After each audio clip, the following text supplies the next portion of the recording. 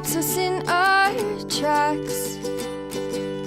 Bravely we prove in our striving, trudging together each day. Where there's a will, there's a way.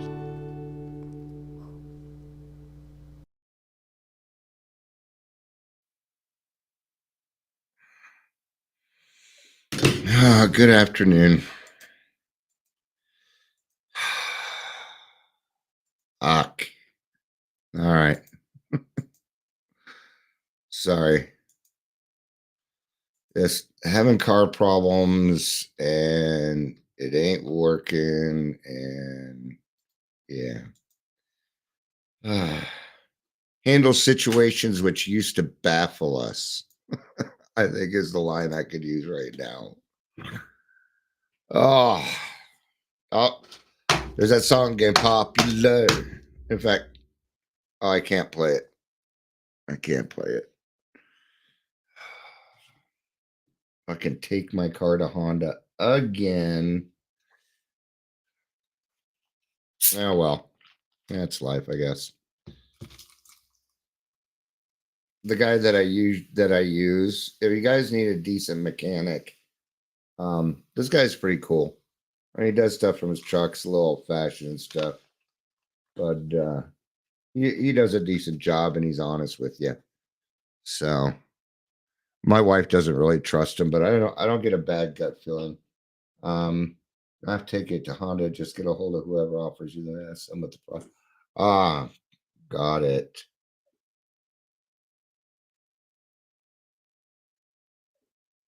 All right. See, he's helping me out. Give me some direction at least. All right. But yeah, Podbean's gonna make me popular. Where are we at? We are at 51 downloads for the one I did earlier. I know I told you 55, but it was 45. I was wrong. So want to see how I make kind of dark in here? It's a hand towel. I put a hand towel over my light. Let's see, I put enough here so that I can read. I'm so smart. Gonna get louder. Sorry. Louder. Gonna get louder now. A little bit louder now. And louder now. Aside from the car's a good day, man. Yeah, I've been doing some of this stuff for years, and it's now I can feel the momentum going. The in-person meetings like 2 blocks from Mount View.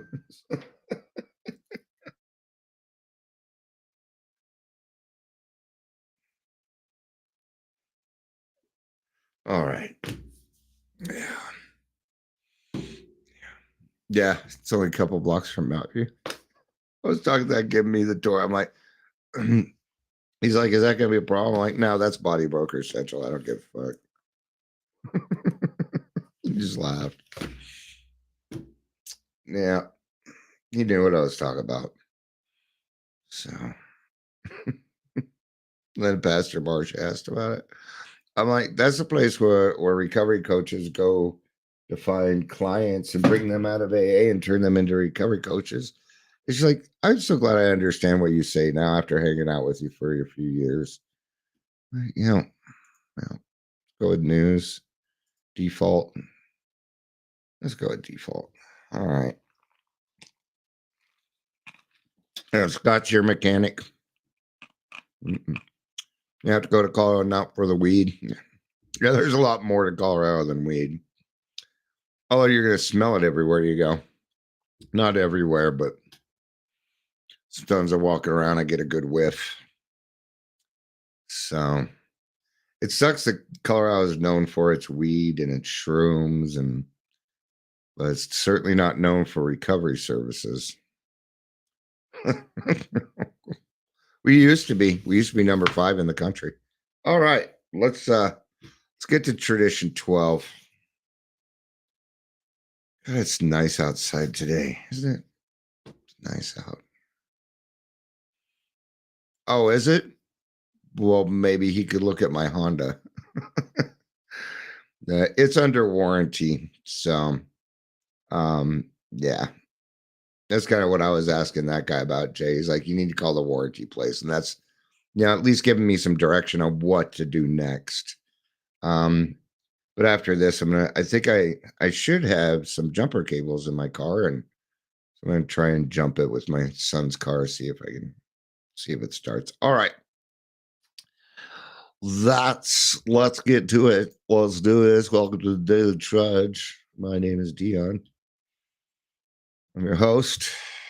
Say host with the most, but that's just not cutting it. It's not enough. If you're here, please say hello, whether you're watching live or the rewatch. I don't know if you guys saw it in the grassroots notes, so nobody's saying anything. I take it to warranty. I don't understand. I take it to the warranty people and they fix it. Is that what happens? I haven't had to do this in a long time. I didn't have my driver's license most of my adult life, so I'm kind of naive to this. So if you make fun of me, I don't give a fuck. Oh, but so I'm trying to figure out how we can do it so that when you're at the in-person meeting, you can raise your hand and then we can say, okay, this person's next, this person's on deck. And what we could do is just take some paper, put my hand on it, right? Make a little thing out of it, cut it, put a popsicle stick on it, and then they can put it on something in front of them that, like maybe like something like this where it can hold it. Nice and simple. Nice and simple. All right, tradition 12. Anonymity is the spiritual foundation of all of our traditions. Every mind displays principles of 4 personalities. Okay, so I need to call the warranty people. Okay, cool, good. Now I know, and that's what he was saying too, right? So, okay. And then they'll say, and then the warranty people will say, well, you could take it to this place, this place, this place, right? Is that kind of what happens? So, okay. I've always had somebody fix my car, or if, a lot of times I just trash it, get another one.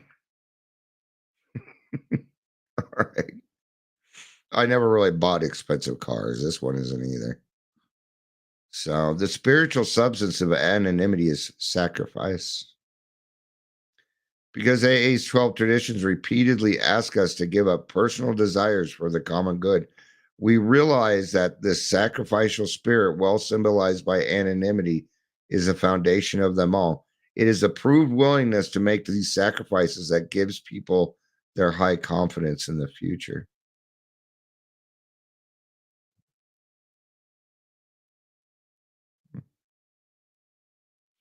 I'm trying to think where my warranty stuff is at. My brain's a little busy. All right. So, like trying to start these in-person meetings and the grassroots meetings and a lot of the other stuff that I do in community, there's a sacrifice there. I'm not really getting credit for it. I'm not taking credit for it. I know that people thank me and they appreciate it, but that's as far as it really needs to go. Right? There's a lot of things that I do, and I do them just because they need to be done, just because it needs to happen. There doesn't need to be, I don't need to get anything out of it in order. That's not a requirement in order for me to do something. Right? But in the beginning, anonymity was not born of confidence. Our first name groups of alcoholics were secret societies. New prospects could only find us through a few trusted friends. The bare hint of publicity, even for our work, shocked us. Though ex-drinkers, we still thought we had to hide from public distrust and contempt. Right? There's still a lot of stigma out there. May not be the same kind of stigma, but even as alcoholics, we tend to have a little bit of stigma. Yeah. Well, at least I ain't shooting crack. Okay, come on, man. We're kind of pushing a line there, right? That comparison to, you know, other other addictions which might seem worse, right? People tend to, well, it's a choice, man. It's a choice. It's matter of willpower. These kinds of things. There's a lot of stigma. Oh, you're an alcoholic. Well, then you get deemed that, and then people tend to treat you different. Right.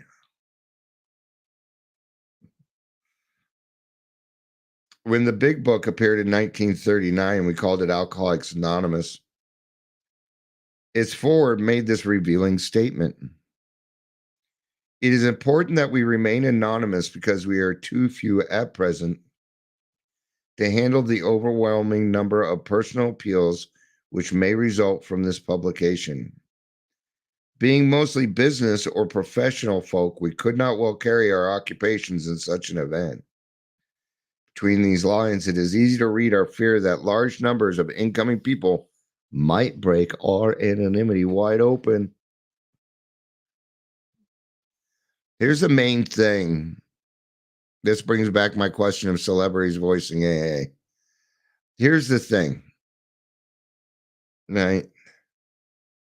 Number one, nobody speaks for AA as a whole. You might hear somebody talking like a celebrity and they're saying stuff from the program, but they certainly haven't said, I'm a member of AA. They keep that out. I can either say I'm Dion and I'm part of a 12-step group, or I can say, I'm not going to give you my name. I'm a member of Alcoholics Anonymous. Either way, I'm keeping anonymity out of it. Okay. Now, the thing is you can recover out loud as much as you want. You certainly can. Okay. But the main thing is you can't go somewhere where people don't know me and say Dion's an alcoholic and he's a member of AA. That you cannot do. Okay. So, as the AA groups multiplied, so did the anonymity problem. Enthusiastic over the spectacular recovery of a brother alcoholic, we sometimes discuss those intimate and harrowing aspects of his case meant for his sponsor's ear alone. See, you can't tell other people's stories either. I hear that a lot now. Yeah, I don't know if any of you remember Ron B. I'm just making a name up. But he had this story about da da da da da, and he da da da, and he da da da. No. Gotta stick to your own experience, strength, and hope. We might use something as an example or something like that, but you can't tell somebody else's story either. Gotta stay away from that. Even if it's good. Also, as far as it goes, I'll say that I'm proud of somebody. Sometimes people will ask me, how the people I'm working with are doing because they know them personally. And all I can really say is they're doing well. I'm not allowed to say much more than that. They're doing really well. Proud of them. I'm not allowed to go beyond that. The aggrieved victim would then rightly declare that his trust had been broken because it had been. When such stories got into circulation outside AA, the loss of confidence in our anonymity promise was severe. It frequently turned people from us. Yeah, we have to remember that alcoholics are looking for any fucking reason at all to not join AA. Or even not join AA, but to get sober and live a better life. They're looking for every fucking excuse that they can. Okay? But I don't know that I would want to go to a meeting either where if people were talking about what that stuff afterwards, or we have the thing, at the end of almost every meeting that I go to anyway, where I say what is said here, who is said here, when we leave here, it's got to stay here. All right. Now, with characteristics, clearly every AA member's name and story too had to be confidential if he wished. This was our first lesson in the practical application of anonymity. When it comes to raw recovery, when you get the initial email, what it talks about anonymity. Okay. There are some stories on there where it's a stock picture and the name has been changed. Yeah. Because of maybe it doesn't matter. It doesn't matter. And it's one of the things about raw recovery that I'm proud of. Your anonymity level is up to you. Absolutely. If you want me to put a picture and your name, I won't do the full name. No, I will not. I might put a last initial, but I don't put a full name. I have my full name, but I'm the host. I'm not the one telling my story.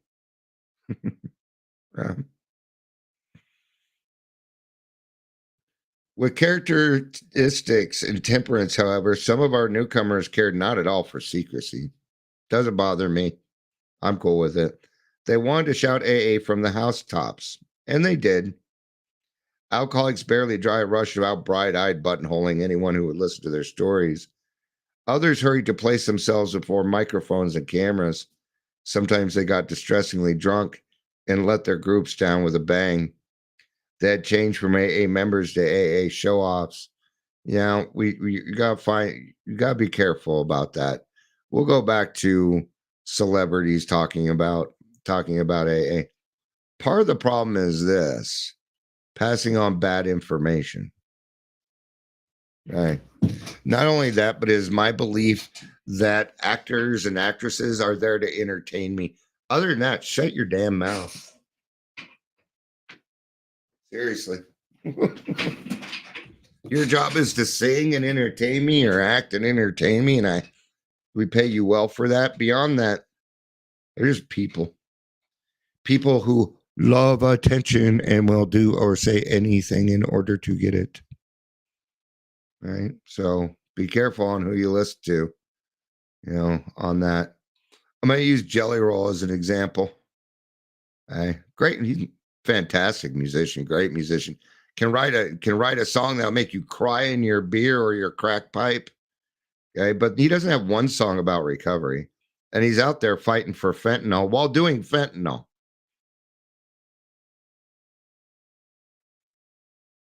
Oh, I hear it. Okay. Gonna be kind of hard to believe him now, isn't it? Yeah. All right. This phenomena of contrast really set us thinking. Squarely before us was the question: how anonymous should an AA member be? Our growth made it plain that we couldn't be a secret society, but it was equally plain that we couldn't be a vaudeville circuit either. The charting of a safe path between these extremes took a long time. As a rule, the average newcomer wanted his family to know immediately what he was trying to do. He also wanted to tell others who had tried to help him, his doctor, his minister, and close friends. As he gained confidence, he felt it right to explain his new way of life to his employer and business associates. When opportunities to be helpful came along, he found he could talk easily about AA to almost anyone. These quiet disclosures helped him lose his fear of the alcoholic stigma and spread the news of AA's existence in his community. Many a new man and woman came to AA because of such conversations, though not in the strict letter of anonymity. Such communications were well within their spirit. Now, if you were going to go online and see whether or not this type of stuff works, I have not been given too much of a push with what I do. And I talk to people about recovery all the time when I'm out and about. What's that chip for? What's that chip? I will certainly, I will talk about that chip, I don't think there's as much intolerance around alcoholism out there that social media portrays.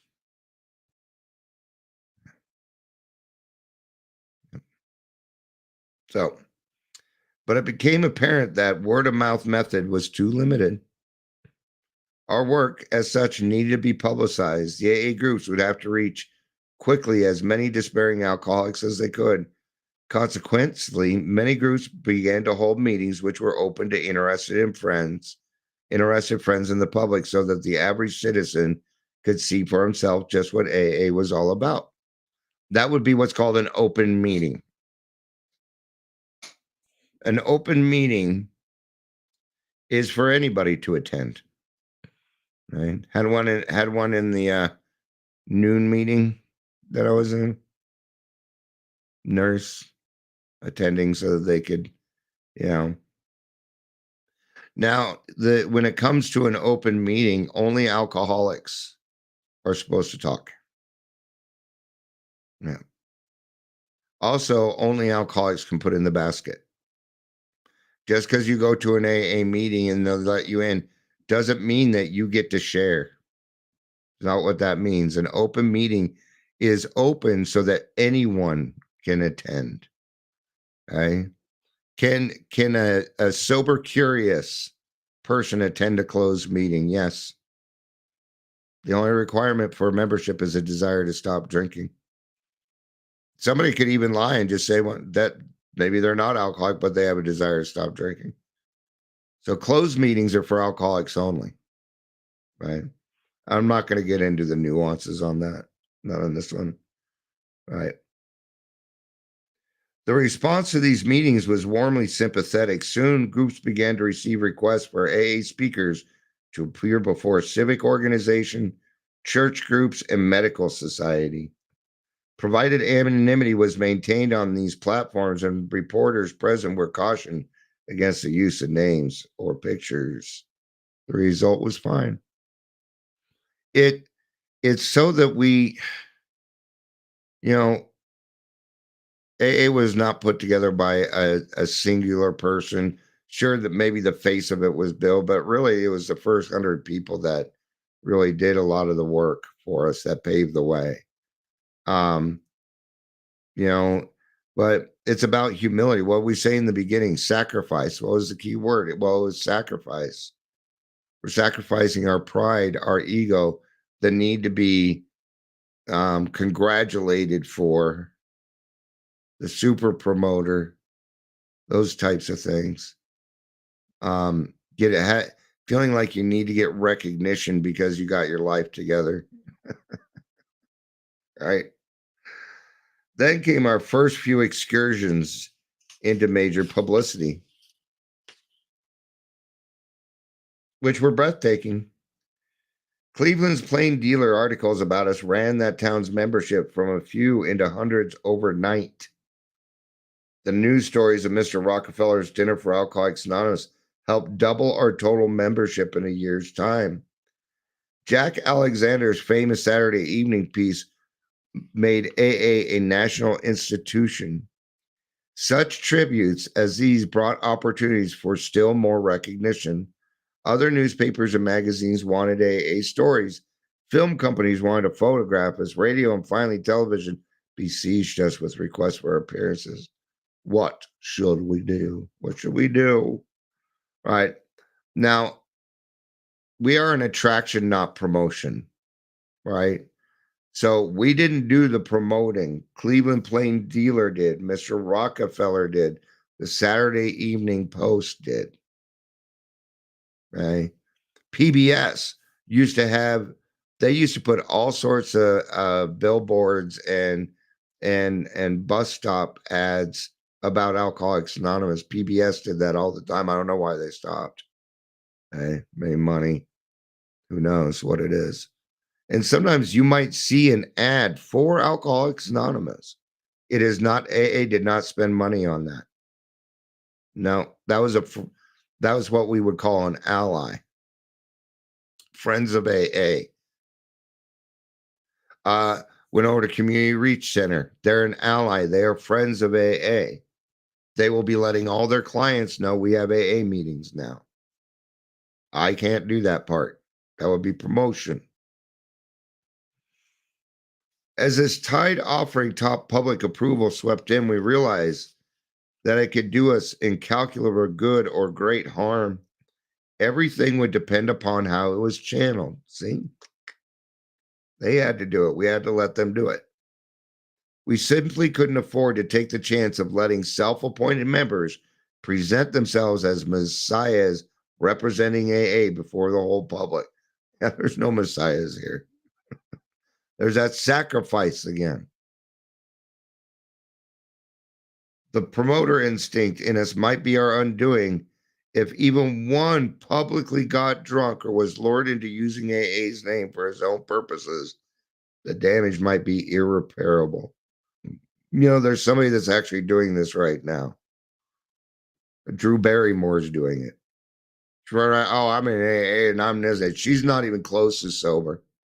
She's not. She's fucking lying. Okay. But she can't be doing that. She's getting a lot of flack for it. I wish she was in treatment the same time I was when I was 16. She's known about all this stuff for a very, very, very long time. Okay. And that's an example. I hope she gets her stuff together. Actually, I think she's been sober for a little bit now. Elton John, it sponsors Eminem. It's kind of cool, but it doesn't fucking matter. You don't see Eminem rapping about his 12-step experience. Right? I mean, there's plenty of people in a position who can, but even they understand there's got to be a separation there. There's got to be a separation. The neat thing is that you have two genres of music that are connecting. That's the cool thing about that. I think Eminem's on like 17 years now. Something like that, which is, they're again neat. But, where can he really go to a meeting and not be slammed with bullshit? Who knows? I'm sure that there's meetings out there for people like famous actors and stuff. So I bet it would be a good song, actually. I would agree with that. There's not that many, there's all sorts of songs about addiction, but there's not many songs about recovery. You're right.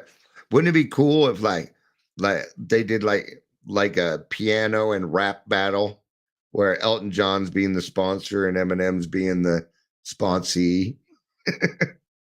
So that'd be kind of fun now, wouldn't it? Yeah, but it'd have to be in fun. It'd have to be in fun. It couldn't be like a promotion thing. But I agree. I think that kind of song would turn out good.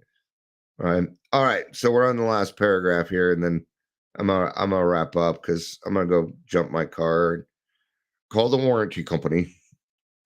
These experiences taught us that anonymity is real humility at work. So humility, that I don't need to be popular. I don't need all this recognition in order to do good things. You don't get thanked for taking out the trash. You're supposed to. I just learned of Clancy Group of Law, AA for Professionals. Yeah, sure. Rap is fifth step. Yeah. These experiences taught us that anonymity is real humility at work. It is an all-pervading spiritual quality which today keynotes AA life everywhere. Moved by the spirit of anonymity, we try to give up our natural desires for personal distinction as AA members, both among fellow alcoholics and before the general public.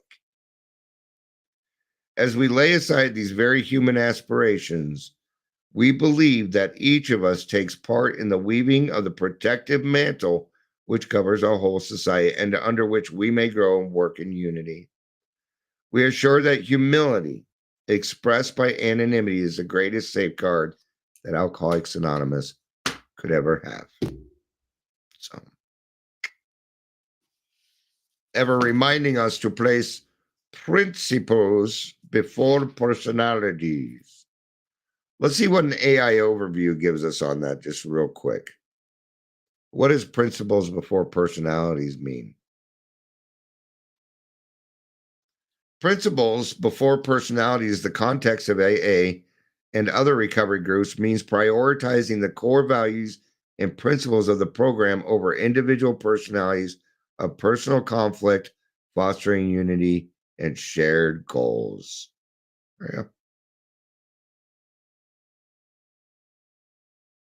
go. All right. Oh, here we go. Oh, they tried to give us the 12 principles of AA. Honesty, hope, surrender, courage, integrity, willingness, humility, love, responsibility, discipline, which is incorrect. It's justice, awareness. Oh no, that's responsibility. They made 9, but it still hits it. So, all right. Hope that helps a little bit at least. Thank you, everybody, for being here. I appreciate it. You know I do. And I love you. You know I do. Peace out and have a day.